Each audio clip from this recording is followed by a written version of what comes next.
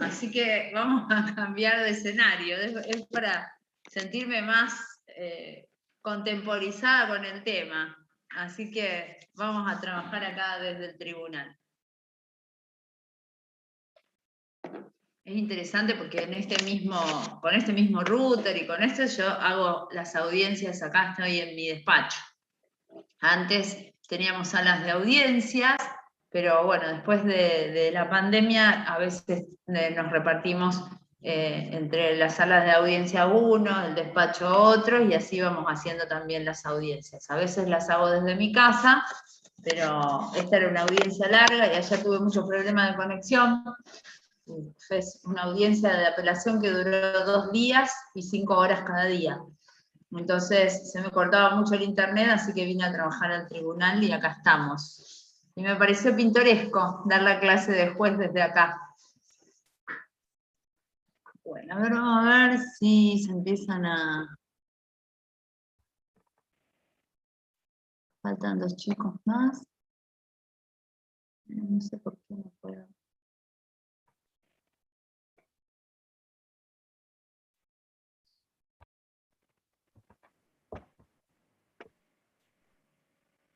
Ahí está. Bueno, vamos a ir arrancando, yo creo que estamos todos. Lo veo a Lisandro acá que nos acompaña, el dueño de la clase de mañana. Bueno, ¿cómo vienen con el cursado? A ver, cuéntame un poquitito antes de empezar a la clase.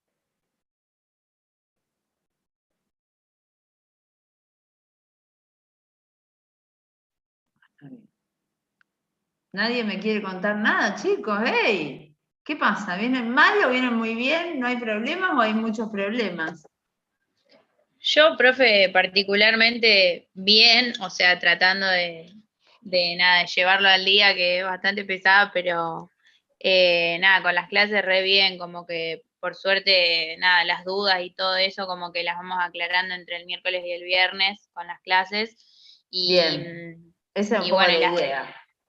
Sí, y la de práctico re bien porque es como que vas viendo en toda la realidad, digamos, bien cómo se aplica cada cosa. Así que Claro, por ahora bien. esa es un poco la idea de, hoy bajamos desde lo teórico al intermedio entre lo teórico y lo práctico con Lisandro, los chicos mañana, y después que bajen a la clase práctica y vayan como internalizando los conocimientos. Lamentablemente, a veces tenemos que volar y tenemos mucho contenido porque la materia es una materia que empezó como semestral, con clases todos los días, y ahora nos la recontrachicaron. Entonces tratamos de adaptar un poco los programas para que no se pierda nada. Bueno, lamentablemente tenemos que resignar algunas cosas y encima este no encuentro también provoca que por ahí sea diferente el intercambio y demás, pero bueno, ustedes están siempre en contacto con los chicos, con el grupo, con el equipo, y cualquier cosa que planteen, después eso me los van trasladando a mí.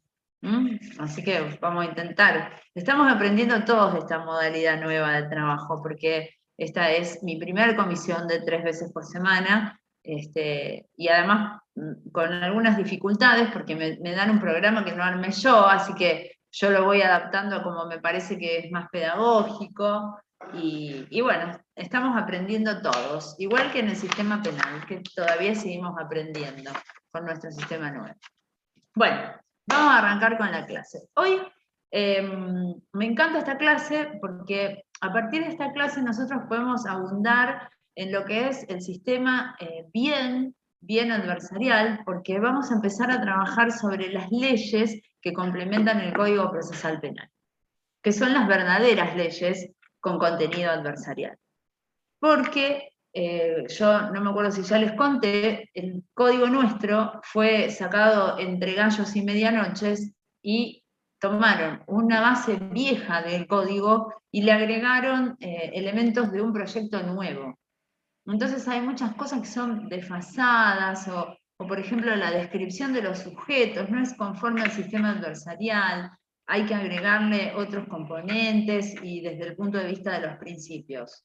Sin embargo, para que esto se pudiera implementar como corresponde de acuerdo a un verdadero sistema contradictorio y acusatorio, El gobierno de Hermes Wigner, en aquella época, con Héctor Superti a la cabeza, que era nuestro titular de cátedra y nuestro maestro, que bueno, ojalá podamos hacer alguna actividad y que venga a hablarles Héctor, porque para mí es el mejor docente que yo he tenido en la facultad.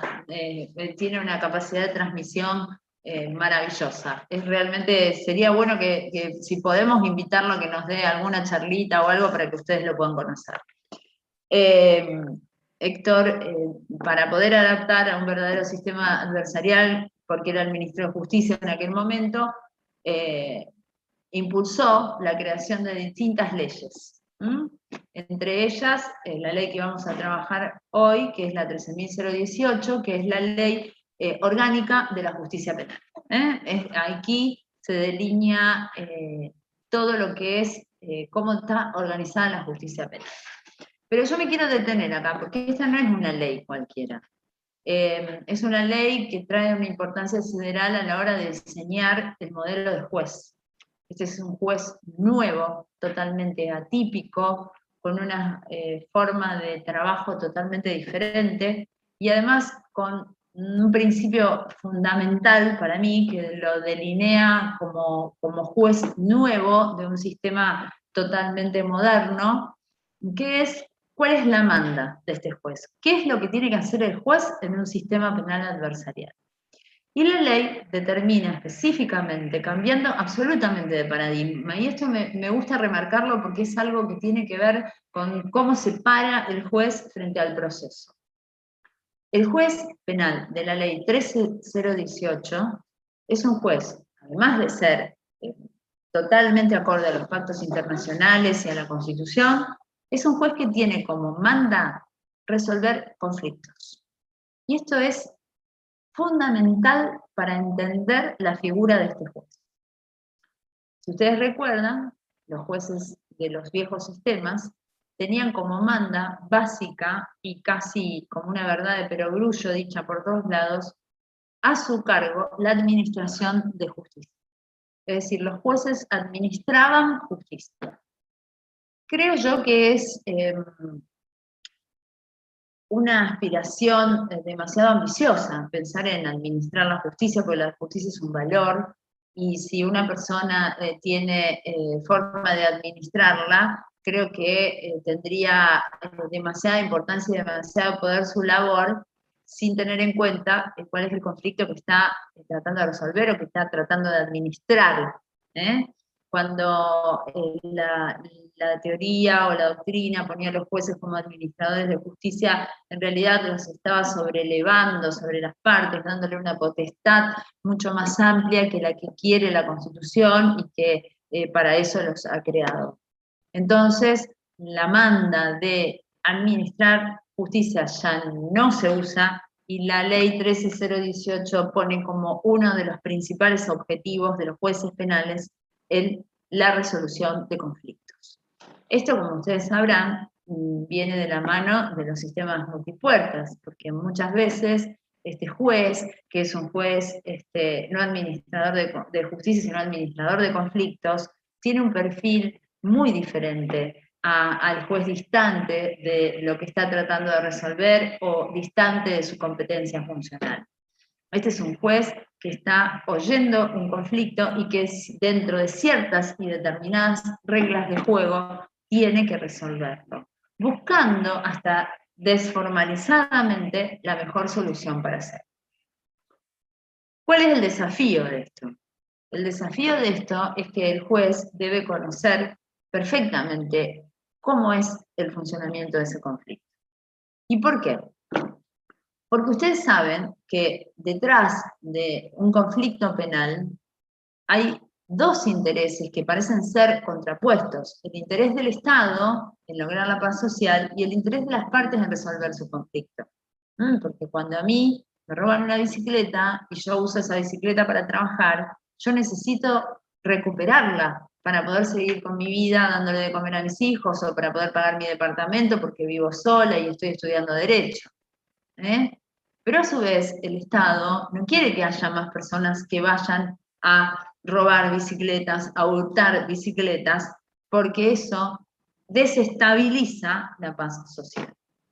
Entonces, ¿cómo se compatibilizan estas dos funciones del juez? ¿Dónde está el eje del conflicto? El eje del conflicto está en la lesión al bien jurídico y en la repercusión social que tiene eso. Para eso, muchas veces tenemos un montón de herramientas internacionales que nos clasifican los conflictos de determinada manera. Por ejemplo, cuando a mí me dicen que hay un niño involucrado en un conflicto, yo tengo que levantar un poco el pie, porque hay un interés superior que me lo determina una convención internacional. Lo mismo cuando hay una mujer en una situación de violencia de género. Hay un montón de reglas que me dicen que ese conflicto radica en una visión mucho más amplia que el derecho interno, sino que hay compromisos internacionales que me están clasificando conflictos. Yo creo que esta herramienta fundamental de las convenciones, del interés protegido, me da una pauta a mí de cuál es el plafón o la cintura que yo tengo para promover esa resolución del conflicto. En algunos conflictos está en juego el interés de las partes y eso es determinante a la hora de resolverlo. Y en otros conflictos en los cuales hay un compromiso internacional, hay un derecho superior en juego, en esos conflictos deberé aplicar la jurisdicción y la potestad de resolverlo desde el punto de vista convencional. Es decir, la figura de este juez es un juez que es imparcial, pero es proactivo en la resolución del conflicto y tiene que siempre tener en cuenta el interés de las partes. La diferencia con el viejo juez es fundamental en cuanto a la aparición de la víctima en todo este escenario, porque los viejos jueces, en esta cosa de administrar justicia, hacían algo que se llamaba expropiar el conflicto de la víctima, es decir, tomar ese conflicto que tiene la víctima y hacerlo propio sin oírla prácticamente. Hoy los sistemas adversariales, con esta figura de juez nueva, que también trae una nueva figura de fiscal, una nueva figura de defensor y una nueva figura de víctima y de imputado, le pone como paradigma al juez la idea de terminar en su sentencia siempre resolviendo un conflicto. Esto ya también, como hemos visto en otras clases, también se mune de otras herramientas, como la posibilidad de aplicar un principio de oportunidad si las partes lo piden. Incluso el mismo juez, ustedes van a ver en muchos pasajes del código, por ejemplo en la audiencia preliminar, la misma ley le manda a que trate de instar una resolución amigable del conflicto. Puede promover acuerdos el juez, sin meterse con la pretensión de las partes. Es decir, no es que el juez va a llamar al fiscal y va a decir, mira, vos le tenés que ofrecer al defensor esto, sino que simplemente, por ejemplo, en el marco de la audiencia preliminar, puede decir, ¿por qué las partes no conversan o no pensaron en arribar a alguna salida alternativa? ¿Qué posibilidades están entendiendo? Ese tipo de acercamiento. Por lo demás, siempre es un juez imparcial. Esto significa que no puede meterse supliendo la negligencia de ninguna parte y tiene que resolver de acuerdo a la petición que le hacen las partes. La única posibilidad de actuar oficiosamente del juez penal, ¿cuál es? A ver si saben. ¿Declarar una inconstitucionalidad? No, hay muchas posibilidades, no es la parte exacta. La única posibilidad que tiene de actuar de oficio es ¿cómo? ¿A favor de quién?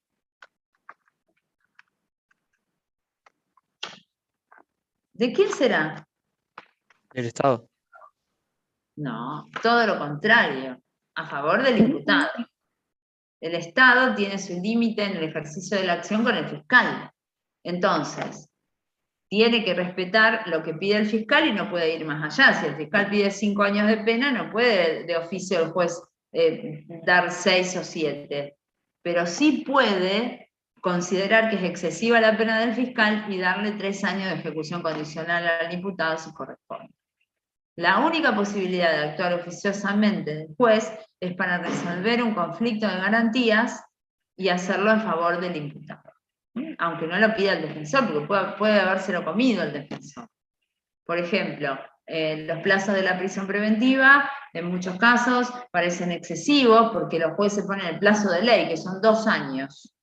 Entonces, cuando los jueces de primera instancia fijan un plazo de ley y el defensor a mí en la Cámara no me pide la revisión, pero yo considero que es poco razonable ese plazo, porque estábamos hablando de, qué sé yo, un hurto, que es de fácil investigación, yo puedo modificar para menos el plazo. O decir, no, voy a fijar en un plazo de 90 días, en vez de 2 años. Sin que me lo pida el defensor, pero simplemente porque el código me lo autoriza. En Cámara, esto está referido en el artículo 391 del Código Procesal Penal. Bien, vamos a ver un poquito cómo está estructurada esta ley 13.018, que ustedes la van a tener en la parte de atrás de los códigos, o si no la bajan por internet. 13.018 es una ley provincial, es una ley de la provincia de Santa Fe. Como les decía, tiene un nuevo enfoque de un juez distinto y se refiere a 2 partes principales. La primera parte sería como una especie de parte dogmática donde se habla de los principios de actuación del juez, y la segunda parte es el modo de actuación de los tribunales para tener una parte orgánica final donde determina cuáles son las funciones de los colegios de jueces. Bien, vamos a trabajar un poquito los principios mencionándolos. Por ejemplo, algunos son obvios, otros son necesarios que estén determinados, pero nunca viene mal que la ley lo diga estrictamente, porque nosotros somos inconscientemente positivistas y nos gusta que la ley lo tenga escrito, más allá de que los principios del derecho siempre informan cualquier actuación judicial. Por ejemplo, hay principios que informan la actuación personal del juez y se menciona como, por ejemplo, una función indelegable, es decir, la función que especifica el juez no la puede hacer ninguna otra persona en el proceso, porque para eso nosotros constitucionalmente somos munidos del poder de jurisdicción. El poder de jurisdicción es la potestad de ejercer la jurisdicción en el caso en concreto. Es decir, yo tengo la potestad de la jurisdicción penal. Yo puedo resolver como juez de la provincia de Santa Fe casos penales. No así la jurisdicción civil. Yo no podría intervenir en una demanda porque fue instituida mi potestad de juzgar para entender sobre conflictos penales. Independientemente de la competencia. Ustedes saben que la jurisdicción es una cosa, es la potestad de juzgar, y la competencia es la posibilidad de hacerlo en un caso concreto de acuerdo a reglas de organización. Yo, por ejemplo, a mí me asignan la competencia de mis casos por sorteo, y si soy sorteada en un caso, debo entender en ese caso porque tengo competencia para hacerlo, y no en otro en el que está sorteado otro compañero mío. Algunos sistemas penales establecen competencias por turno, los jueces están de turno para determinado momento y determinada fecha, y así se van repartiendo los casos. Pero hay una relación de género a especie. Todos los jueces penales tienen jurisdicción para actuar de acuerdo a determinada competencia.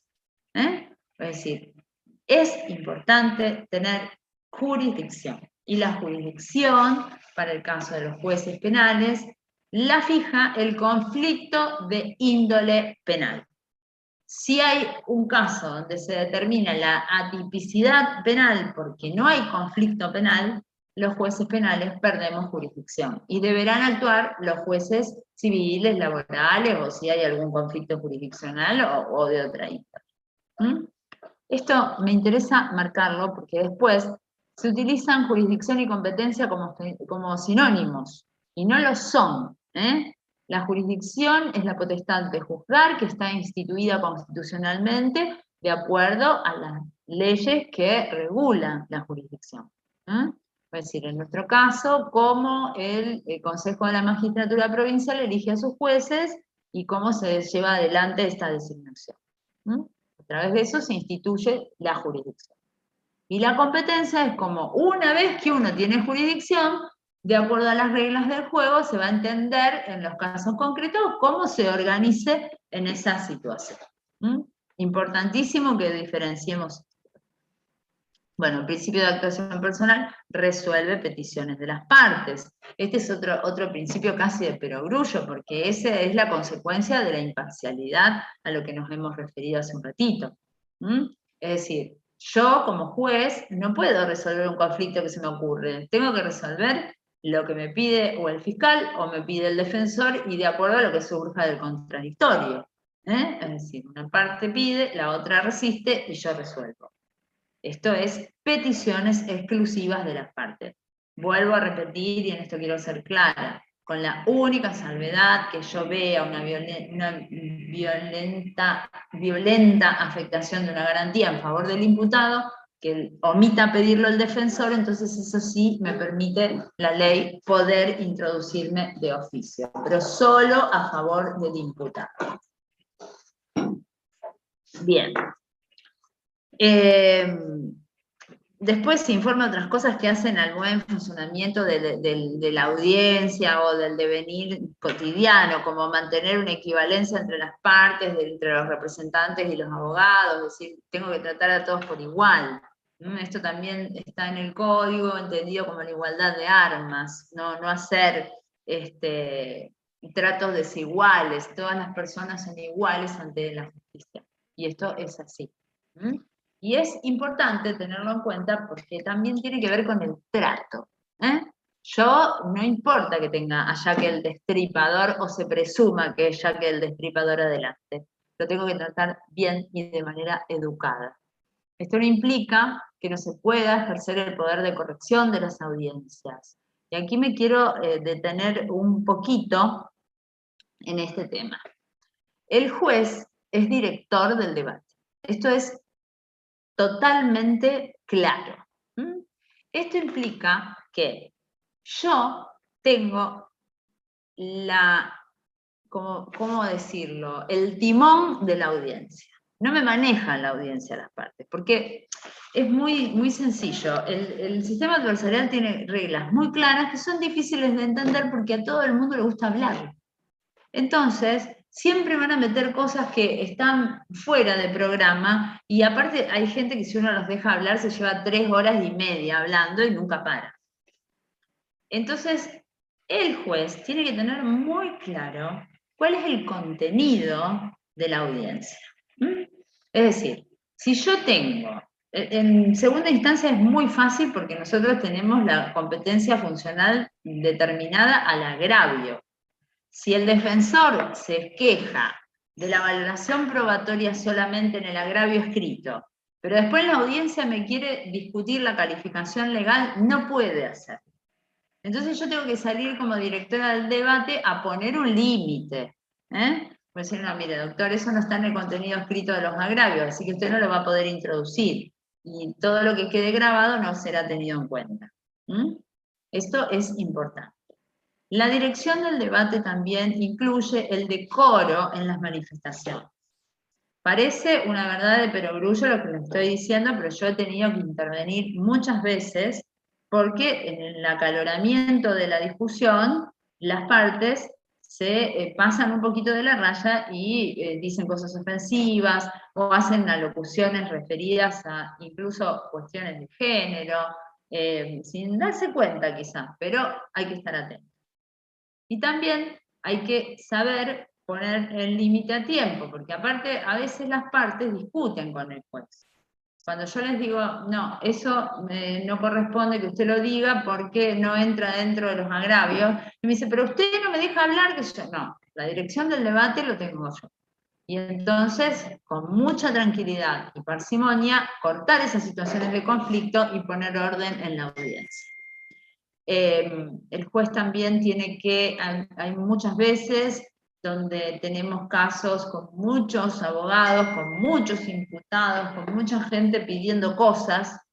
Entonces ahí lo que hay que hacer es ordenar, se pueden organizar reuniones previas para saber cuál va a ser el orden de la audiencia, cómo pretenden presentar su caso, quién va a hablar primero, quién va a hablar después, cuánto tiempo, se puede acotar.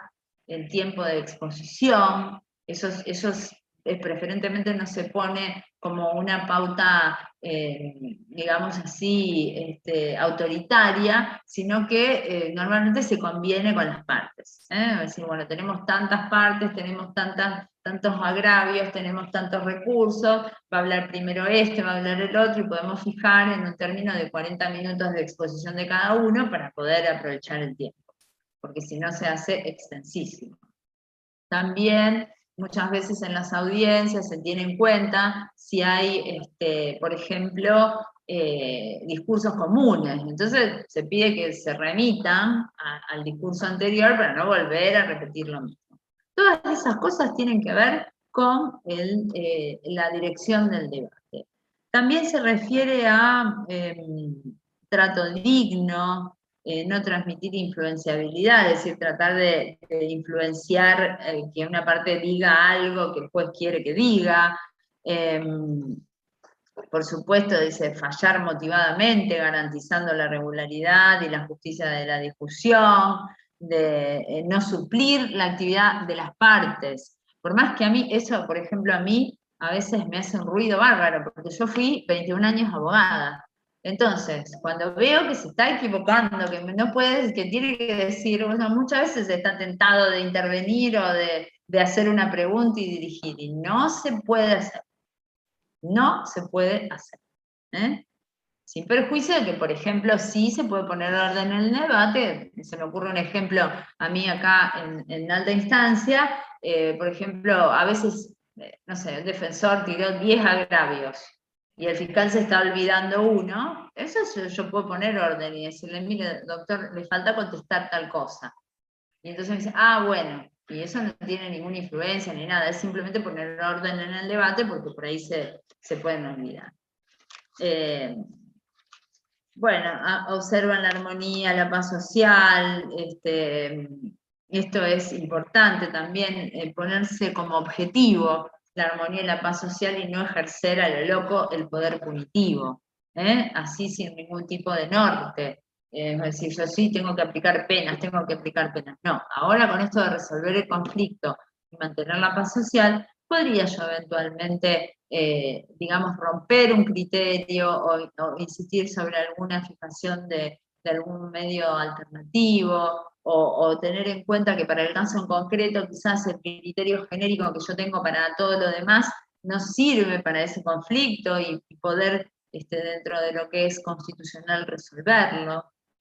Es decir, muchas veces hay una conciliación entre la víctima y el imputado. A mí me ha pasado en un caso donde un accidente de tránsito, y le pidió disculpas en la misma audiencia, y se disculparon, y la víctima lo perdonó, dijo no quiero seguir, y establecimos una fijación de una suspensión de juicio a prueba para el caso en concreto.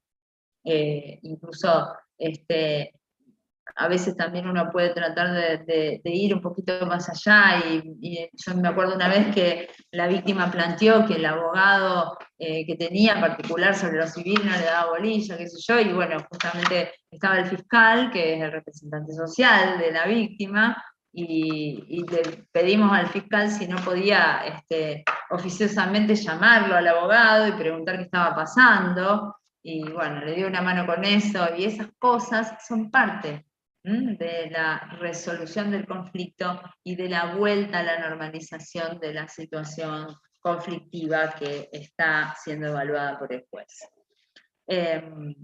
Bueno, después tiene otros principios de exigencia de conocimiento y capacitación, eso va de suyo, por eso se concursa para ser juez. Que bueno, ahí puede fallar que algunos jueces están más preparados que otros, o puede suceder que algunos tienen más experiencia que otros, previa, pero bueno, va de suyo que tiene que haber experiencia y capacitación, y además la capacitación es permanente. Para eso no solo sirve dar clases, sino también estudiar o hacer cursos formativos, y lo que sí, por supuesto, para los jueces es fundamental conocer y estudiar y estar al día con la jurisprudencia de los tribunales superiores. Ejemplo, la Corte de Santa Fe, el superior inmediato. Entonces, en ese sentido, trabajar sobre conocer específicamente cuál es la jurisprudencia de los tribunales superiores, como ya les digo, la Corte de Santa Fe o la Corte Suprema de Justicia de la Nación.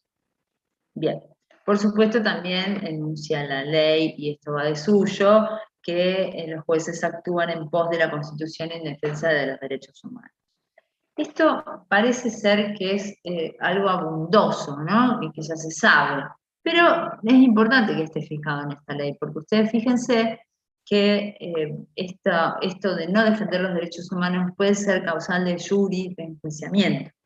Fíjense el juez que está siendo enjuiciado, que en una desaprensión total afectó la perspectiva de género y la defensa de las personas sometidas a abusos sexuales, entendiendo que no había habido un abuso, alterando la tipicidad, porque había usado preservativo el abusador. Fíjense que esto se contradice con las demandas de respetar los derechos humanos, y en este caso de las víctimas. Ahí sí hay un conflicto donde el juez debió ver que había un interés superior, que está protegido, y hay millones de herramientas internacionales y de recomendaciones de cómo trabajar ese tipo de delitos. Esto le valió que el procurador de la Corte de Santa Fe quisiera o entendiera que había que promover una sanción, y por eso se promovió el juri de enjuiciamiento. Por eso parece ser que dice, ¿cómo va a decir que la ley que tiene que actuar conforme a los derechos humanos? Y sí, pero está por escrito, y si no lo haces, lo lamento, pero puede ser sancionado. Bien, vamos un poquito más a la actuación en sí orgánicamente. Bueno, ¿cómo está estructurada la ley 13018? Acá hay una diferencia fundamental con cualquier otro tribunal que ustedes hayan visto en materia civil, en materia laboral o lo que fuere. En el sistema penal, la jurisdicción es exclusivamente ejercida por los jueces, quienes solo ejercen jurisdicción.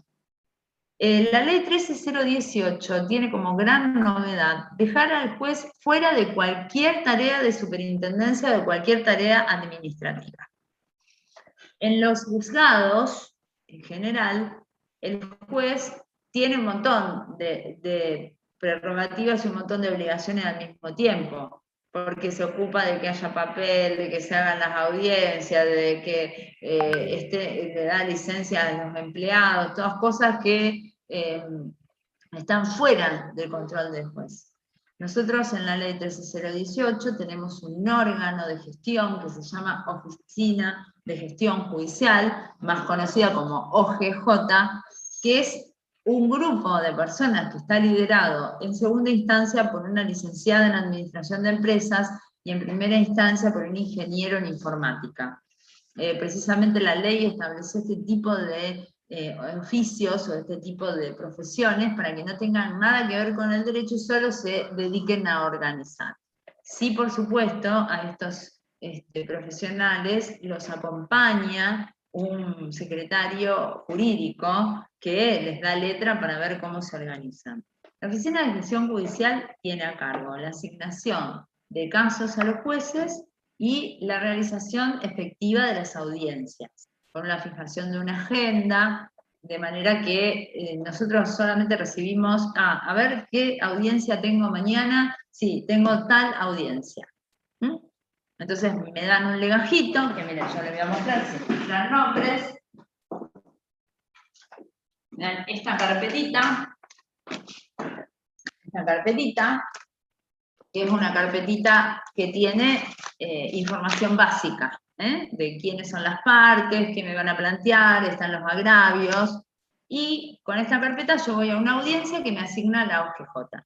Pero yo no me encargo de fijar ninguna fecha, de citar a ninguna parte, todo eso lo hace la Oficina de Gestión Judicial. Hay una en primera instancia y hay una en segunda instancia. Es decir, se ocupan de hablar con el defensor para si quiere modificar la fecha de audiencia, lo juez, y nosotros lo único que hacemos es decidir y definir cuestiones jurisdiccionales. El juez se sienta en una audiencia, ahora bueno, las hacemos por Zoom, pero si no estamos en una sala, la OGJ pone un operador de sala, que es una persona que maneja la computadora, y el sistema que tenemos nosotros, que se llama Inveniet y Neoris, que son sistemas que graban todo lo que nosotros estamos haciendo.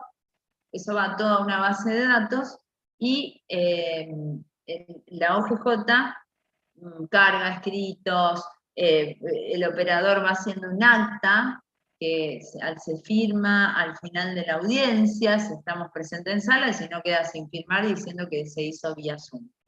Pero el respaldo de mi trabajo no es el acta, es la audiencia que queda filmada y grabada en el sistema Inveniet o Neoris.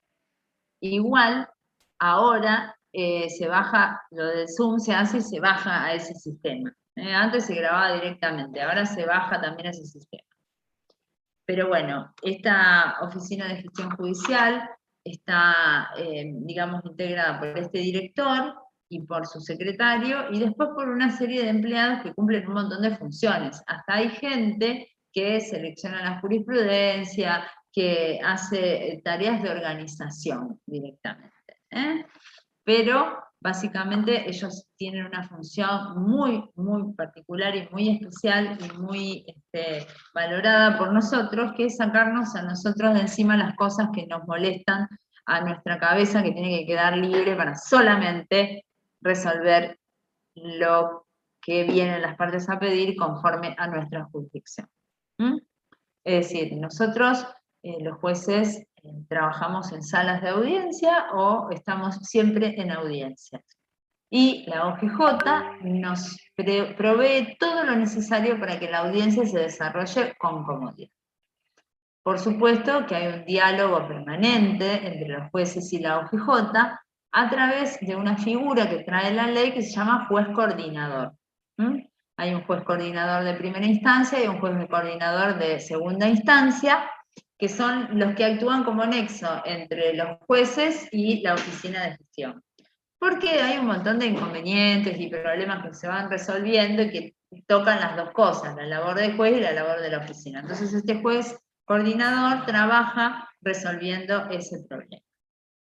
A su vez, la conformación de los tribunales penales tiene una conformación totalmente horizontal en colegio de jueces. Esto es un pool de jueces que son todos iguales y están todos disponibles para el caso. Y por sorteo se va asignando. No existen los juzgados, no existen las conformaciones de la Cámara por salas, simplemente somos nosotros aquí en la Cámara de Apelaciones somos un pool de 12 jueces. Y nos van sorteando y nos integran de determinada manera para entender en los casos. Este colegio de jueces tiene una conformación también como una persona jurídica, digamos, y tiene un presidente y un vicepresidente. Actualmente la presidenta del colegio de jueces en pleno, es decir, de los jueces de primera instancia y de los de segunda instancia, soy yo. Eso es elegido por mis propios compañeros en una votación que se hace todos los años y se va renovando. Así que el colegio de jueces está para dictar, digamos, directivas de funcionamiento, resolver cómo van a determinar, van a realizar determinada actividad los jueces, qué sé yo, por ejemplo, nos ocupamos de ver que se asignen empleados si hacen falta, nos ocupamos yo doy las licencias, también nos ocupamos de trabajar, por ejemplo, los jueces y en su relación con la prensa, cómo vamos a hablar de determinado caso, todo lo que tenga que ver con la labor de los jueces, pero que no sea el caso en concreto. Eso es un poco la idea del funcionamiento del colegio de jueces.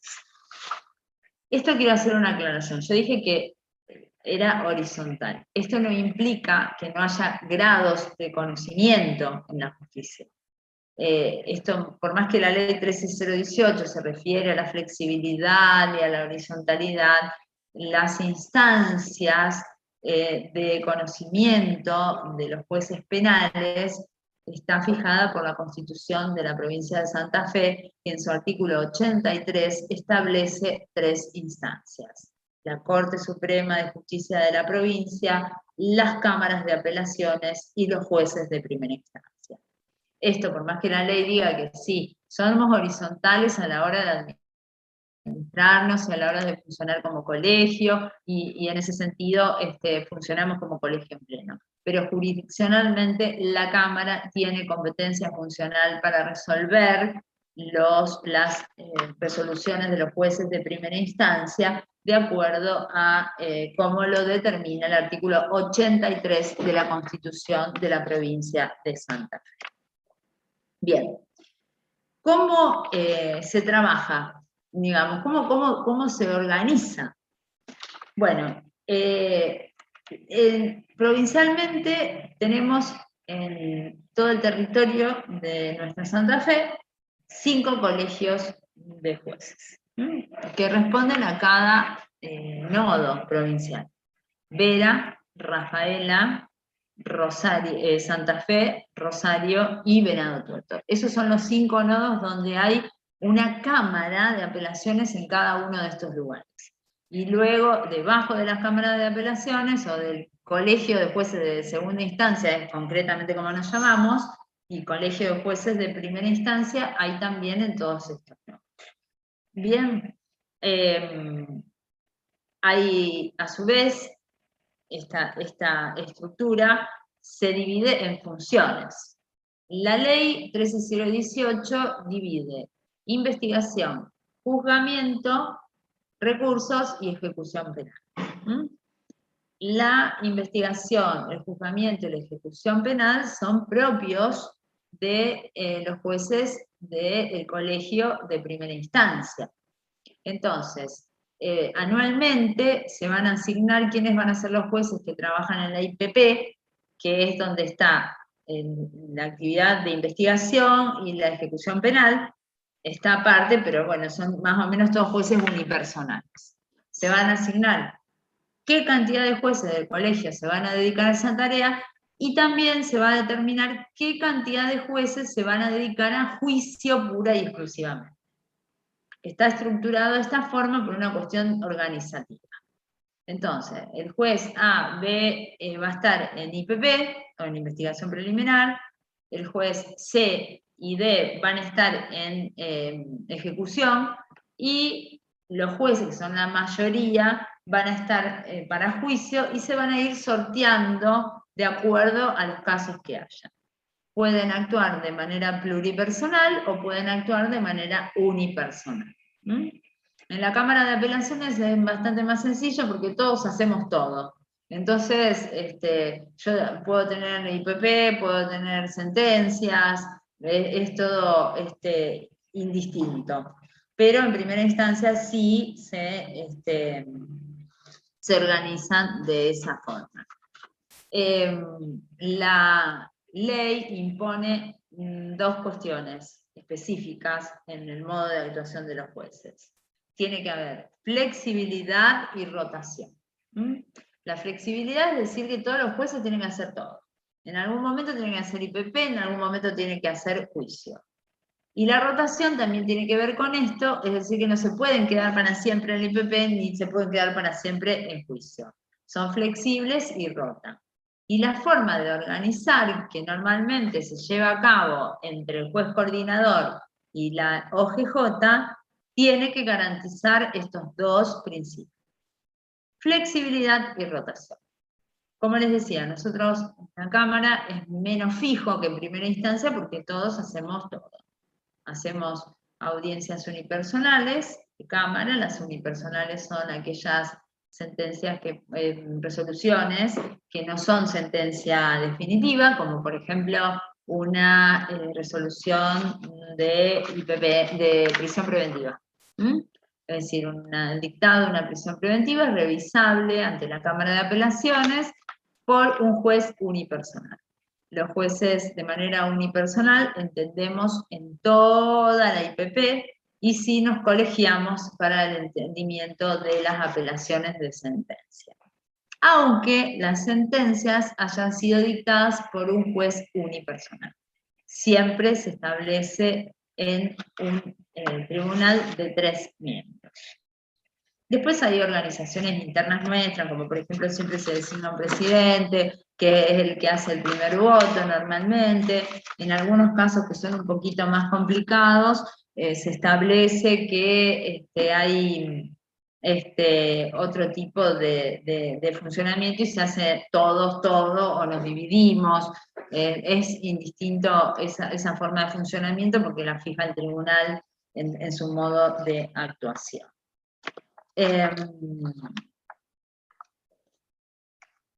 También se recomienda que garanticemos la publicidad de nuestra actuación. Esto es a través de la realización de las audiencias públicas en los estrados judiciales, pero ahora con la vía Zoom nosotros podemos proporcionar, si alguien está interesado en ver una audiencia determinada y no haya un interés que haya que tutelar específicamente, como por ejemplo el interés de un menor, que esas audiencias la publicidad está un poco restringida, podemos dar la dirección del Zoom para que participen. En todos los casos tenemos la obligación de pasárselo a las víctimas, que tienen que estar, sobre todo en función de lo que determina el artículo 80 del Código Procesal Penal, en aquellas situaciones donde el imputado pueda ser desvinculado del proceso o recuperar su libertad. Esto es en términos generales. Bueno, no sé si voy muy rápido, hasta acá, ¿me siguieron? ¿Alguien quiere agregar algo, quiere preguntar algo? Profe, a mí no me quedó claro dónde está ubicado el juez de coordinación. ¿Está dentro del colegio entonces? No sé quién Vale, habla. Matías, ahí está, no te veía. Sí, por supuesto. Es un juez coordinador que ejerce la jurisdicción. Son cargos de gestión, ¿viste? Y se eligen todos los años. A veces se repite para poder seguir con una gestión que empezó antes, pero también juzga ese juez. Y aparte, yo por ejemplo, yo ahora, además de hacer los fallos que hacen todos mis compañeros, aparte ejerzo la presidencia del Colegio de Jueces y trabajo un montón. Se hacen un montón de cosas. Yo voy todos los jueves, o un jueves cada 15 días, al Centro de Justicia, que queda allá en Sarmiento y Virasoro, me reúno con los jueces, aparte a veces coordino cuestiones con la regional del MPA, hay un montón de actividades, me reúno con los ministros en la corte, es permanente el trabajo que uno hace, pero aparte seguí siendo juez haciendo jurisdicción. Y el juez coordinador actúa a nivel de primera instancia uno y a nivel de segunda instancia otro, son dos distintos. El juez coordinador de cámara es un camarista y el juez coordinador de primera instancia es un juez de primera instancia. Este año es Ismael Manfrim. En primera instancia, como hay mucho trabajo, establecimos un juez coordinador ad hoc, que es la doctora Silvia Castelli, que lo acompaña, y después establecimos también otro juez referente de IPP, porque hay mucho conflicto, muchas cosas que organizar, que es el doctor Román Lanzón. Seguramente de todos los leyeron o los escucharon en el noticiero o en el diario. Y hoy actualmente, el año pasado fui yo coordinadora de cámara y este año me toca la presidencia, y la coordinación de cámara la ejerce la doctora Carolina Hernández, que bueno, también fue docente de acá de la cátedra. Y compartía trabajo conmigo, pero bueno, ahora ya no, está desvinculada de la cátedra. Bien. Criterios de actuación también que establece la ley es la agilización, la desformalización. Esto no significa que va a ser una chamacanería la audiencia, pero si surge algún conflicto en la audiencia que es típico del trámite, se va a tratar de resolver en función de los principios del proceso, la celeridad, la economía procesal.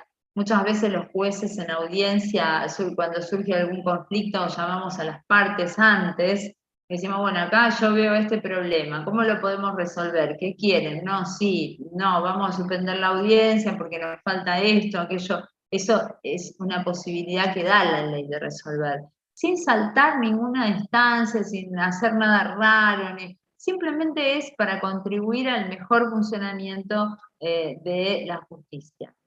Esto a mí me gusta mucho hacerlo. Yo normalmente a veces advierto que falta alguna cosa o algo, y siempre lo hablo previamente de la audiencia con las partes para ver cómo lo vamos a organizar mejor. Siempre con las dos partes. Es decir, no es que voy a llamar al defensor y decir, no, fíjate que tal cosa no. Siempre se garantiza la controversia en el proceso en todo momento. Si se habla con una parte, tiene que estar presente la otra. Salvo que, qué sé yo, desde la oficina de gestión tengan que hablar con el defensor porque alguna cuestión de horario, pero eso lo hacen los empleados de la oficina y no los jueces a cargo de la causa. Esto es fundamental para mantener, ¿qué principio?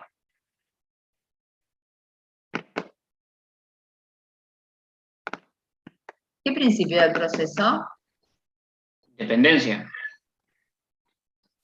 Más que la independencia. Imparcialidad. La imparcialidad. La imparcialidad del juzgador rige en todo principio y hay que tener mucho cuidado con no alterar la imparcialidad. En todo momento, en todo momento. Y además, porque para poder garantizar la imparcialidad, los jueces contamos con dos herramientas fundamentales, que una la podemos usar nosotros y otra la puede usar la parte, que son los institutos de la excusación y de la recusación. Esto es fundamental entenderlo, porque si yo me excedo en una misma audiencia, el plazo para recusarme surge a partir del momento en que la parte asume que yo me excedí. Entonces, puede ocurrir que si yo me voy un poco de mambo a la audiencia, la parte me recuse en ese mismo momento. Entonces hay que tener mucho cuidado de que la imparcialidad, más allá de que surte el mayor efecto, tiene la mayor vigencia, en el momento del dictado de la sentencia, hay que mantenerla durante todo el trámite del proceso. Ser juez es tener una función pública y una gran responsabilidad social, una gran responsabilidad social. Nosotros, los jueces, somos personas que estamos al servicio de la sociedad, esto nunca hay que olvidarlo, no tenemos títulos nobiliarios, ni por más que a mí me digan vuestra excelencia en la audiencia, eso es un trato formal y riguroso que no tiene nada que ver. Por otro lado, yo soy una persona común que trabaja de juez y no soy juez. Yo soy Viviana y trabajo como jueza. Esto es fundamental entenderlo, porque cuando uno piensa que yo soy juez, esto es como si uno estuviera imbuido de determinada cuestión que no tiene nada que ver con el servicio que brindamos. Y es fundamental entender también que además de la responsabilidad social que nosotros tenemos, estamos obligados a ser muy cautos, a ser muy reservados, a no hacer exposiciones públicas. Hoy hay que tener mucho cuidado con las redes sociales, porque esta imparcialidad se debe mantener como prácticamente una forma de vida. Eso no significa que yo después en mi casa no diga malas palabras o no tenga ganas de sentarme en el piso y demás, porque soy un ser humano. Pero las expresiones públicas de los jueces tienen que ser muy cuidadosas permanentemente, porque podemos estar afectando la imparcialidad posterior. Es decir, yo, por ejemplo, por supuesto que tengo Instagram, Facebook, como cualquier persona, porque soy un ser humano, pero jamás en mis redes sociales hago alocuciones relacionadas con cuestiones políticas, ni raciales, ni religiosas, ni sexuales, ni de ningún tipo, porque puedo estar afectando algún interés y mañana a la hora de juzgar puedo tener algún problema y eso afectaría mi imparcialidad en general. Entonces, ser juez es una gran responsabilidad social que conlleva a tener cuidado en muchas cosas que uno puede llevar adelante. También es importante tener en cuenta que nosotros no podemos hacer declaraciones previas en la prensa cuando estamos juzgando algo, y tenemos que tener mucho cuidado en las expresiones que vertimos, hasta en nuestras propias familias, porque uno por ahí a lo mejor llega a su casa y tiene ganas de hablar de lo que le pasó en el trabajo, y hay que tener mucho cuidado, porque mientras el juez tiene a cargo el caso, esto tiene que estar encofrado, de manera que no se afecte ni la objetividad, ni la imparcialidad, ni la influenciabilidad, ni ninguna razón que modifique que no fallemos de acuerdo al derecho y al contenido específico de la causa. Por supuesto que somos seres humanos y algunos tenemos especial dedicación a algunas cosas, o por ahí nos ha tocado trabajar con determinada cantidad de casos y somos más especialistas en determinadas cuestiones, pero eso no significa que vamos a inclinar la balanza para algún lugar específico, sino que el contenido de nuestras decisiones está solamente dado por el contenido de la causa que tenemos frente a nuestros ojos, y ninguna otra cosa más. O por lo menos no debe ser fundado en ninguna otra cuestión que no sea el contenido de la causa que se expone a través de la pretensión de cada una de las partes. No es posible, y si no estamos fallando en contra del derecho y no conforme a como nos manda la ley. Y otra cosa fundamental que hay que tener en cuenta a la hora de ser jueces es que nosotros juzgamos comportamientos humanos en el marco de un encuadramiento legal, no juzgamos personas. Nosotros no juzgamos personas por ser de tal o cual modo, sino que lo que juzgamos son comportamientos legales en el marco de un encuadre legal que nos permite hacerlo. Es decir, nosotros no podemos decir que tal persona es buena o mala, no podemos juzgar moralmente el comportamiento de la gente, ni fallar fundando nuestras sentencias en esa íntima convicción moral. Simplemente juzgamos comportamientos humanos objetivados a través de la norma penal. Es eso lo que tenemos que juzgar. Si el caso no da, por más que nos dé mucha bronca, no poder hacerlo. Esa es la cabeza específica del juez. Yo soy un juez que tengo la potestad de tomar una decisión en base a lo que se me plantea como juez. No soy Dios para determinar la bondad o la maldad de las personas. Y esto es un punto de partida muy importante para tener la ecuanimidad necesaria para poder establecer un acto de justicia a través de una sentencia. Esto es fundamental y me gustaría que lo reflexionen si alguna vez alguno de ustedes se postula como juez o le parece bueno hacerlo, que estos puntos de partida son inamovibles a la hora de llevar adelante la tarea de juzgamiento. Hay que tener muy claro que nosotros no tenemos poder de juzgar, tenemos la potestad de juzgar que nos da la Constitución Nacional. Y eso es lo más importante de todo. Por lo demás, somos personas que trabajamos de jueces y no tenemos ningún tipo de título nobiliario ni de prerrogativa sobre el resto de las personas, salvo las facultades y las obligaciones que nos confieren la ley, la Constitución y los tratados para poder hacer nuestro trabajo. Eso me gustaba decírselos para que los reflexionen, más allá de las cosas que siempre se leen en los textos y demás.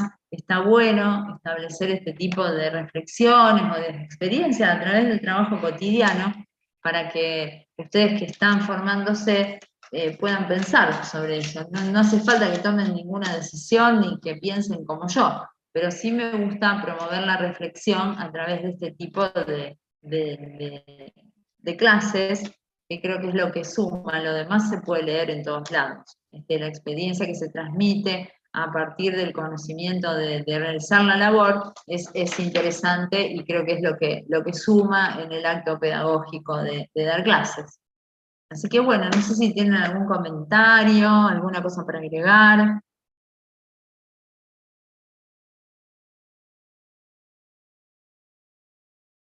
Qué lástima que no hacen comentarios, no pueden ser así, no les interesa, es lindo, no tienen nada, juez de cámara que le está hablando, chicos. Yo hubiese dado cualquier cosa para que un juez de cámara me explique algo cuando era alumna. Y por Aprovechenme. ejemplo, profesora, ¿no le resulta difícil eso de no analizarlo desde un lado moral cuando hay involucrado niños, por ejemplo? Mira, ¿sabes qué? No hace falta, porque sí, por supuesto que, viste, vos decís, uy, los niños cuando sufren te conmueven, pero vos tenés tantas herramientas internacionales para juzgar desde otro lugar también. Por ejemplo, cuando vos tenés, ahora es impresionante lo que ha avanzado todo lo que es juzgamiento de delitos sexuales, y nosotros tenemos como herramienta lo que llaman las guías prácticas de UNICEF, y te dan un montón de herramientas que vos podés aplicar objetiva y legalmente para llegar a un buen puerto, sin necesidad de pensar en esta sed de venganza y demás. Y aparte, si yo, primero no te voy a decir que no me conmueven, obviamente, pero me tranquiliza porque aplico todas las herramientas y además, viste, nosotros los jueces tenemos distintos criterios. Yo tengo un criterio muy restrictivo en el juzgamiento de abusos sexuales de niños. Y aplico todas las herramientas que pueda para llegar a buen puerto. Si no da, no da, obviamente. Pero si yo me pongo más mala porque hay un niño en el medio, tengo que renunciar mañana, porque no sirvo para ser jueza.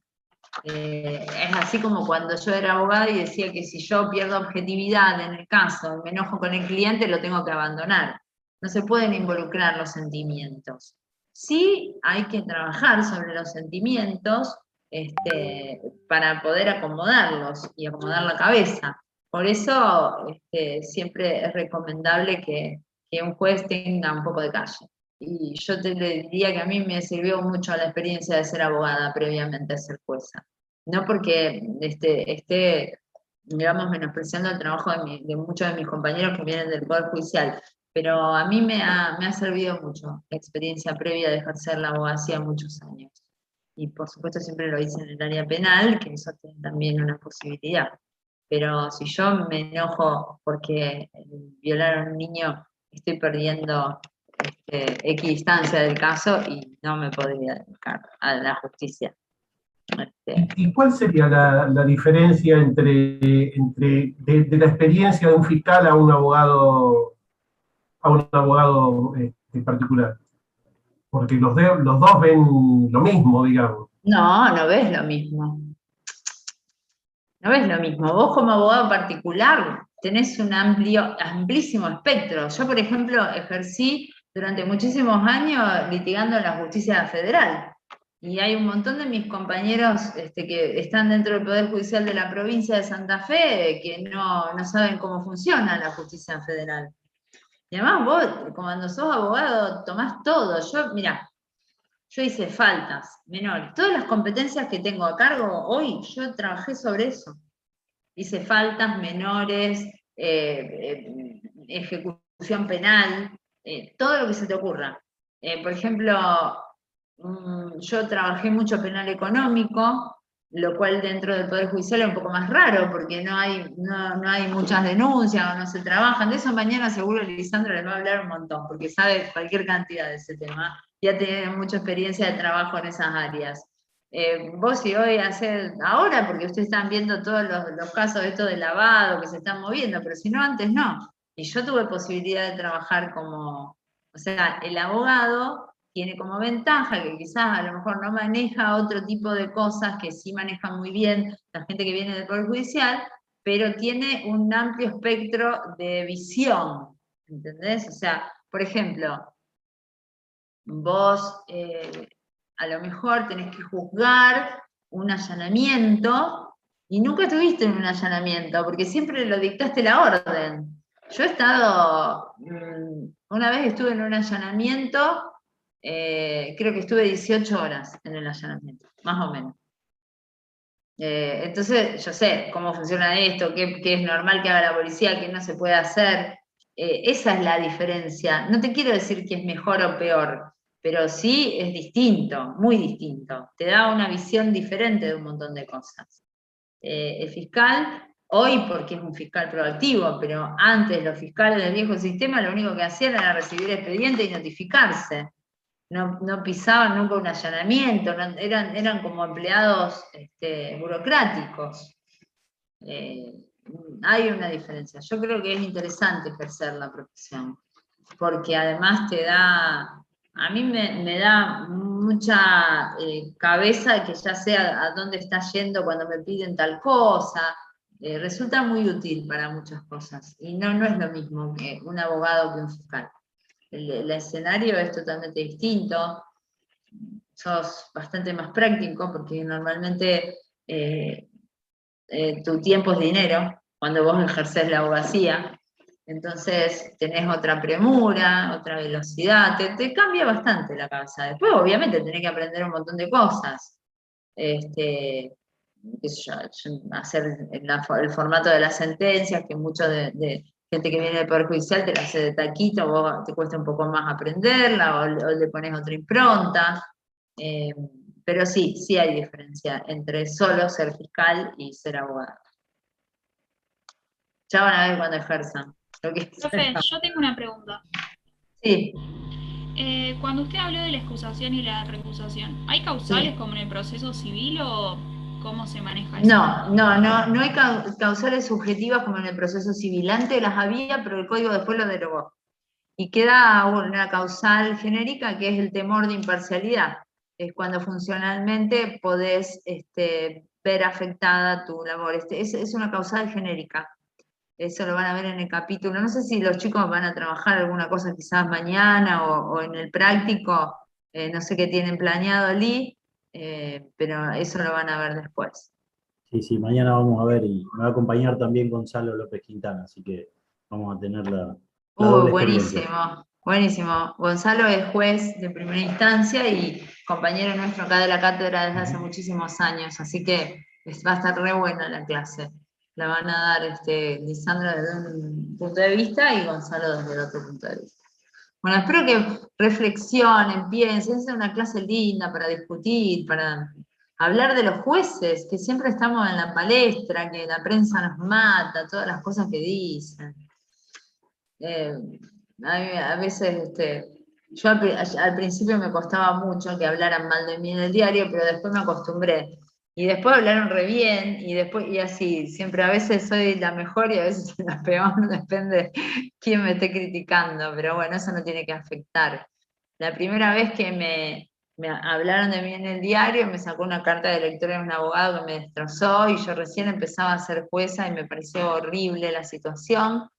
Y mis compañeros me decían que eso pasa, que después al otro día viene otra noticia y ya la gente se olvidó y qué sé yo, y bueno, me fui acostumbrando a la crítica despiadada, y a veces tengo muy buena relación con los periodistas, he trabajado con ellos en muchos casos, tuve que trabajar en los casos de los monos, del caso Perazzi, y tengo la muy buena experiencia de hacer reuniones previas a las audiencias para explicar qué es lo que yo tengo que juzgar, sin ir al caso, sino cómo procesalmente.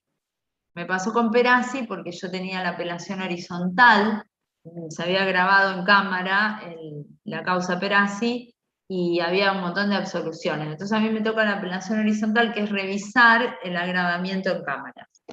Y bueno, no podía tocar las absoluciones, y yo sabía que si no se los explicaba a los periodistas, eso me iban a destrozar en el diario, porque iban a decir que yo había confirmado, y yo en realidad no tenía posibilidad de juzgar esas absoluciones que habían quedado firmes ya. Y bueno, tuve una muy buena experiencia, además me pedían la televisación del caso, y entonces yo trabajé en una sala de streaming en la que vinieron los periodistas durante todo el tiempo que duró la audiencia, y ellos podían ver, porque además encima teníamos la pandemia, y la verdad que creo que a la prensa hay que explicarle lo que va a suceder, porque si no tienen información, la inventan. Eso me lo dijo una comunicadora social, no lo estoy diciendo yo, lo tomo prestado. Los periodistas tienen que llenar espacios, y si no, ponen lo que les parece. Entonces está bueno también tener esa... Yo la otra vez me sacaron una nota que Indagué hasta que enganché al periodista y la terminó bajando porque no era cierto lo que estaba poniendo. Y asumió él esa situación y bajó de Rosario 3 una nota donde decía que yo había dicho algo que nunca lo dije, ni siquiera en un fallo. Así que está bueno también esto de trabajar sobre la labor con la prensa. Bueno, chicos, hoy los dejo un ratito antes porque agotamos el tema, así que nos vemos. Ah, no, el martes que viene no hay clases, porque es el Día del Estudiante. ¿No? ¿No es 21?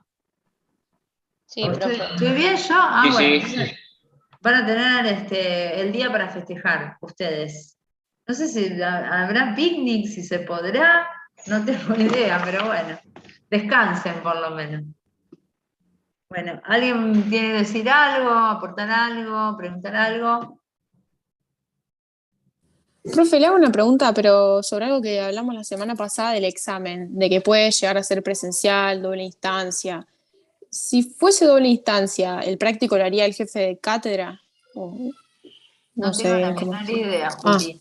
Te digo sinceramente, está todo por verse todo eso. No te puedo decir, normalmente nosotros, el práctico se hacía, cuando era presencial, ese práctico lo hacía un adjunto que se iba asignando y estaba a cargo de la mesa y se tomaba un sábado a la mañana porque son tantos chicos que no entraban en la facultad.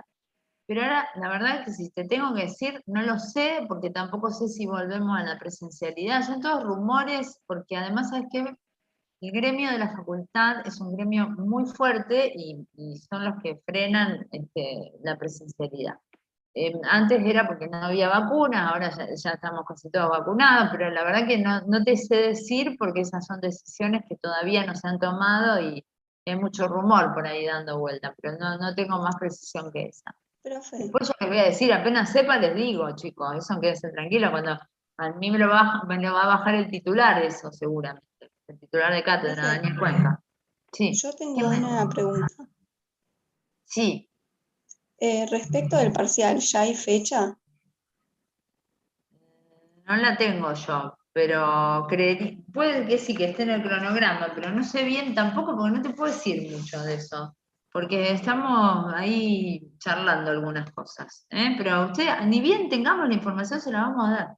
Eso quédense tranquilos. Yo, los chicos, o vamos viendo, porque no sé tampoco cómo lo vamos a tomar, ¿entienden? El año pasado fue un multiple choice y con determinadas características, pero hoy está todo tan así que no sé decirles todavía, pero ya se los vamos a informar.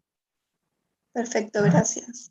Bueno, chicos, los dejo, que tengan buenas tardes y feliz día del estudiante el martes que no los voy a ver, Pasen a Gracias, lindo. profe. Nos Chao. vemos. Gracias por Gracias, todo. doctora. Gracias. Hasta luego.